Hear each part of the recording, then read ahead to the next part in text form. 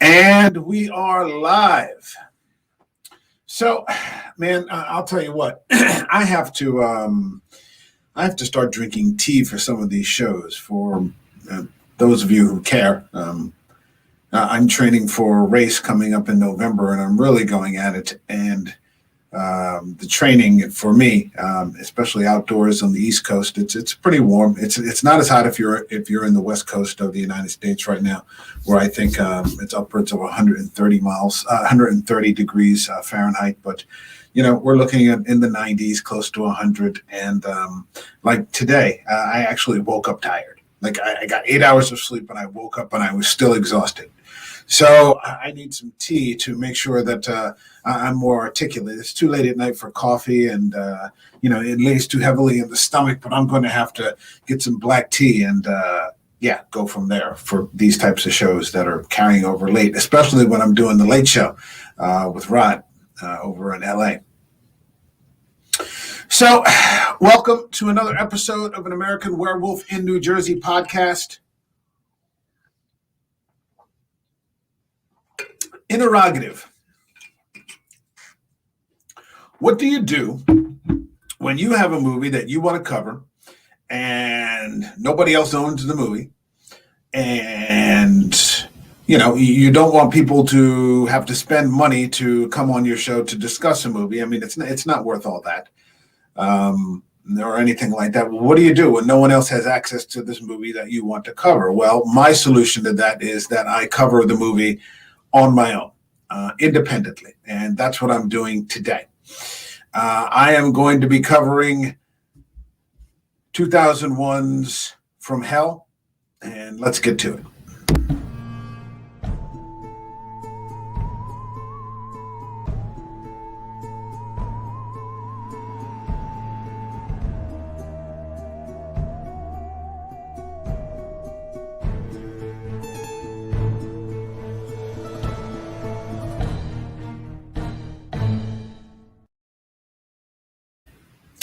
So this will be the first of two Hughes Brothers movies that we cover this week. I love the Hughes Brothers. I think that they're fantastic directors, and I'm looking forward to getting into this episode. This movie, actually, From Hell, is 20 years old. It was made in 2001, and I am 1,000% positive that this is a movie that could not, under any circumstances, get made today.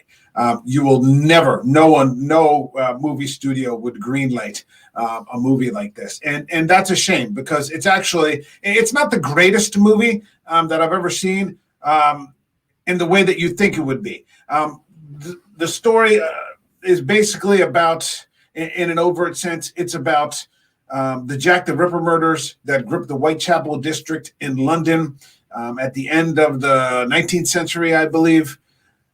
And you've got those murders taking place, and the police department, Whitechapel Police Department, attempting to solve them. Hold on a second. We've got some comments here. Divine Will Arrow, we've got Mike in the house. He's saying, Yeah, I don't know that Mike is necessarily a fan of horror films, but thanks for stopping in anyway. And then we got Eric. Eric's in the house. Haven't seen this since theaters. I remember really liking the ending. Yeah, it's an interesting flick. It wasn't watching it again, I hadn't seen it for a long time. It wasn't what I remember it as, so to speak. So let's see what ends up happening here. You've got the Hughes brothers, who by definition just make these gritty, brutally realistic kind of movies. You've got the Whitechapel police, led by Inspector Abeline. Well, wait, before we get into that, we should say that this is based on the graphic novel by Alan Moore. And I am lucky enough to own a hardcover edition of From Hell. It is a fantastic read. It's about 600 or 700 pages. This is not your average graphic novel. It's done all in black and white, but it's an Alan Moore story, so it is just an amazing piece of work. And ultimately, when you get to any type of film, what you're looking at is storytelling. And this is the creme de la creme of storytelling. And the movie does a passable job. Of course, as always, the book is almost always better. So you've got Inspector Abberline, who was the real live detective in charge of the Ripper case. He's being portrayed by Johnny Depp. 20 years ago, Johnny Depp kind of at the top of his game right about then. Probably one of the last times that he played the straight man, when he did The Ninth Gate and a couple of other movies. And then, of course, Disney grabbed him and took over with Pirates of the Caribbean. And I still like those Pirates of the Caribbean movies. They're fun. They're silly, but then he started veering off in the direction with Tim Burton and making these absurdist kind of things. But there used to be a time when Johnny Depp played the straight man, and what would happen is he would make these small, more independent features instead of the big blockbusters, and they were really good. Now, originally, the Hughes brothers were looking at Daniel Day-Lewis. 20 years ago, Daniel Day-Lewis playing Inspector Abberline. That really would have been something to see, because Daniel Day-Lewis, as far as I'm concerned, can do anything. He's just an amazing performer, and I think he's retired now from acting. He's like making shoes now or something. The guy's just an artist. So he's retired from acting. I think he's won 2 or 3 Academy Awards, and he just left while he's on top. If you get a chance, there's my favorite Daniel Day-Lewis movie, I think, is The Boxer. And if you get an opportunity to watch that, it's fantastic. I have to own it, physical copy. It doesn't work for me on streaming. I have to have a copy of that in my hand. Now, one of the criticisms that Alan Moore had, and Alan Moore has a criticism about everything, was that Johnny Depp was not the person that he portrayed as Inspector Abberline. He plays, Johnny Depp's a skinny guy. He's kind of a dandy. He's smoking cigarettes and wisecracking. Although, it's serious subject matter. He manages to relate a little humor into there. But he's also addicted to opium. He's smoking opium. He's in the opium dens, and he's mourning the loss of his wife. That wasn't really who Inspector Abberline was in the book. He was much more of a gruff, rough around the edges, smack some punks around kind of police detective. He was an intelligent man. He wasn't, just a flatfoot, but he wasn't, some pretty dandy. And I think that's how Alan Moore described him. Now, I said initially they were looking at Daniel Day-Lewis, but another person that they were looking at was Sean Connery. And Sean Connery would have been the epitome of an Inspector Abberline. That would have been fantastic, and I would have loved to have seen Sean Connery just smacking people around. But it would have been a completely different type of movie. This is a very graphic and brutal movie. It is just a merciless depiction of life at the end of the 19th century in the Whitechapel district of London. There is nothing redeeming about living there at this time. You literally do get the impression that you are getting a crow's eye, a crow's nest view of hell. But again, Sean Connery was another consideration for Inspector Abberline. Another one was Brad Pitt, which I really don't see. It's Brad Pitt, and for all the obvious reasons, I don't think that would work. Another consideration was Jude Law. Jude Law, I'm trying to think. Can Jude Law play it that way? Maybe. I don't know. Maybe. At least he would have had a British accent. So I could have gotten behind it for that reason. Now, throughout television and movies, there have been a number of depictions of the Inspector Abberline character. One of my favorites is a BBC television series called Ripper Street, which I think is 5 seasons, and it's usually on Netflix. And this is just one of the great underrated series that I've ever had the opportunity to watch. And it begins in the first episode of the first season, about 6 months after the last Ripper killing, and the Whitechapel police are beginning to have to accept that they're not going to be able to solve this case. Inspector Abberline is not the main character in Ripper Street. He's a recurring character. And that's one of the tough things for him, because he's in the very first episode and they think that they have a lead. But of course, it turns out to be, fool's gold. I don't think anybody conclusively solved the Ripper murders, but there was something about 5 years ago, I think, where somebody said that the reason he was never caught is because he got on a boat to America, that sort of thing. And the final depiction I want to talk about today of Inspector Abberline is Hugo Weaving. Hugo Weaving plays Inspector Abberline in Benicio del Toro's The Wolfman. And he's fresh, a few years off of the Ripper case, and he's investigating the murders that are happening there on Sir John's estate, Anthony Hopkins' estate. And, you know, obviously it's a werewolf kind of story. So there are plenty of depictions of Abberline. I appreciate it in The Wolfman, and I hate to do this. I probably will end up covering The Wolfman in the Something Shitty This Way Comes subthread, because it's just one of those movies that you want to like, and I own it. I think I've owned it on Blu-ray. I don't think I had it on VHS, but I've owned it on DVD, and now I own it on Blu-ray, and then I own it on Blu-ray with like extended edition. And it was like Stoker's Dracula, you know. Once a year, you'd pop it in and say, okay, this is I'm going to like it this time. I'm going to find something to like this time, and you'd never make it through halfway. But I do appreciate the fact that they connected a real-life historical police detective to sort of lend a little authenticity to the murders that were happening in The Wolfman. So there's that.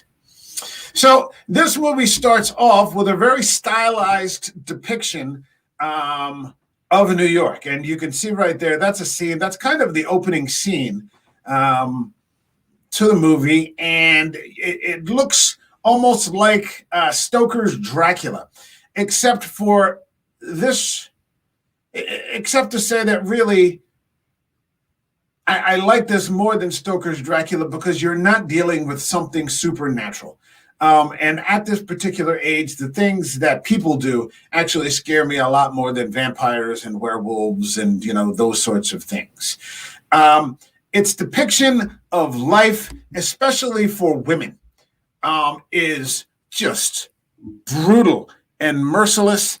They're called unfortunates, which doesn't seem to stop anyone from just every time. I don't want to get into too much, but every type of vile, evil thing that can be done to these women is done. They're prostitutes, and if you understood anything about the Jack the Ripper murders, he killed prostitutes, 5 of them specifically, and this is those women being played out on the big screen. And what the Hughes brothers did was just put together a story where it is just, it's dystopian. It's dystopian. There's just extreme abuse of every possible kind. You know, they're making money on these filthy streets where people are just vomiting and passing out and urinating and I guess defecating and whatever. And they're basically having sex in alleyways. And, you know, after it's over with, you know, the guy will throw a couple of coins on the ground and then, you know, this gang will come along and, you know, then steal their money and threaten them for the extortion if they don't come up with a certain amount of money. And they're just doing it because they're evil and they can. But the premise for the story essentially is that the woman on the left, Anne, has had a baby with a rich man. And they have been married in a church, in a Catholic church, in front of witnesses. And what this turns out to be is the heir to the throne of England who is indulging his nightlife and unfortunately has contracted syphilis. And so the establishment of the British government, from the monarchy all the way down to the police, have descended on the prince and this woman and separated them.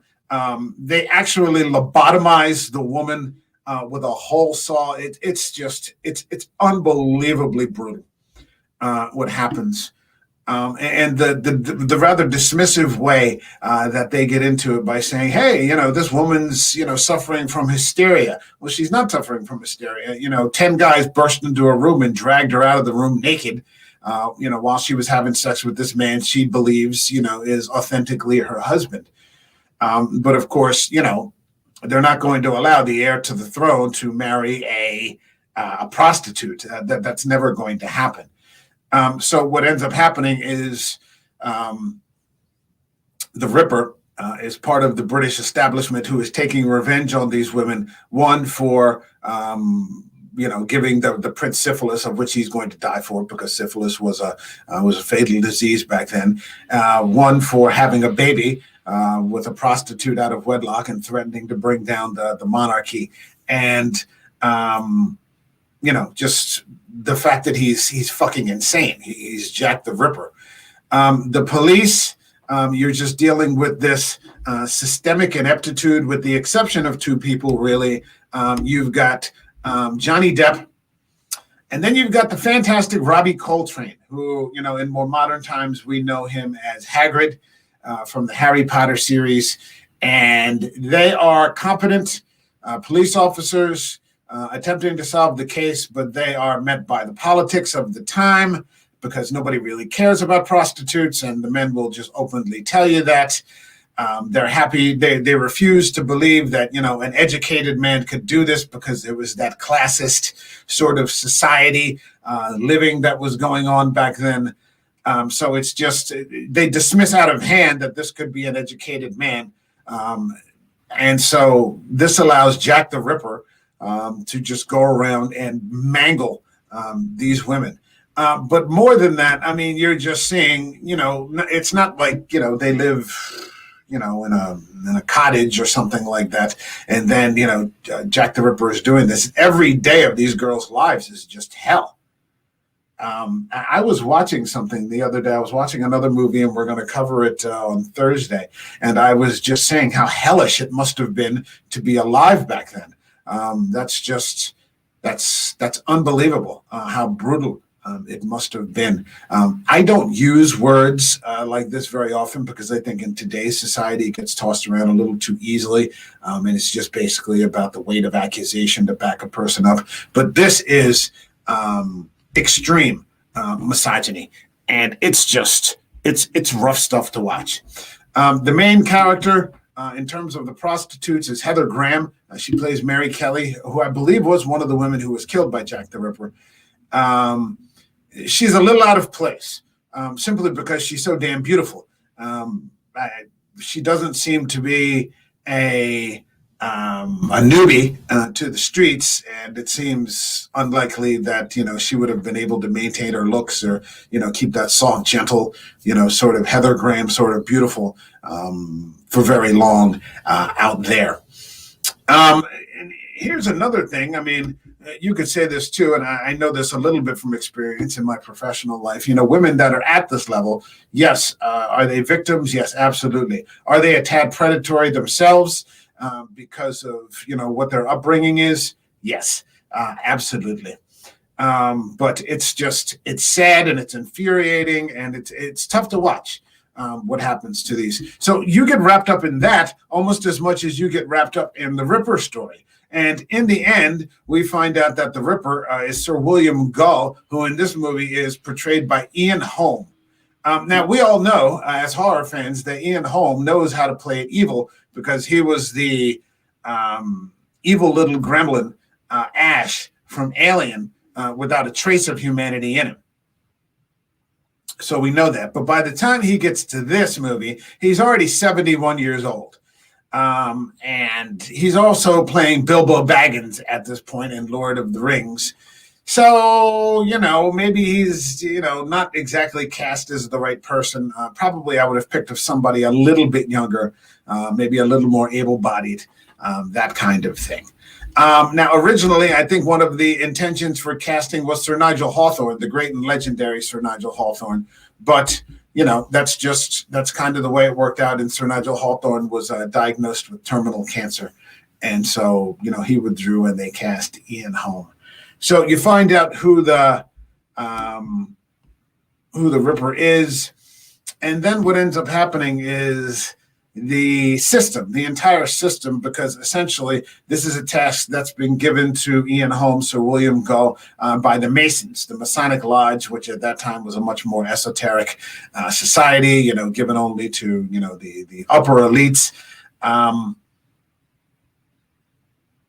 They basically shut him down, and he gets lobotomized himself by his own people because he's gone too far. Maybe he was supposed to, eliminate those women, but not in the way that he ended up doing. So, that's kind of how the movie ends. The system closes down Sir William Gull, and the movie kind of ends. And, Heather Graham, Mary Kelly, ends up surviving and making it back to Ireland with a bittersweet kind of ending. Again, this isn't a scary movie. It is, but it isn't. But it's just what makes it scary is its brutality. Its brutality and its complete lack of empathy or sympathy or mercy that is shown to any of these women in this particular time of the world. I don't know if that's accurate. I'm fair to say that I'm inclined to say that probably it was very similar to that. When we see a lot of, Downton Abbey and, or we see Stoker's Dracula, they're gentlemen walking down the streets. But I mean, top hats and, society people and these sorts of things. But these people who lived, as, the poorest of the poor, it's hell. And so I literally, when they say from hell, it's not necessarily just an issue of the Ripper murders. It's just about life in general at that particular time and under the context of these particular murders. So if you haven't seen it, check it out. It's worthwhile. That's pretty much all for me right now. We'll be back on Wednesday with my man Rod Jean Charles. He'll be back, and that's always a good thing. And we'll be doing, again, another Hughes Brothers movie, The Book of Eli with Denzel Washington. And I'm always happy to do some Hughes Brothers, and I'm happy to do some Denzel Washington. Always, always, always. And then on Thursday, Hammer Time returns, and we're going to be working with my man Ryan Daly, and we're going to be covering Oliver Reed in Curse of the Werewolf. So like this video, if you'd be so kind, subscribe to the channel if you think it's worth your time, and take care, everybody. Happy Monday.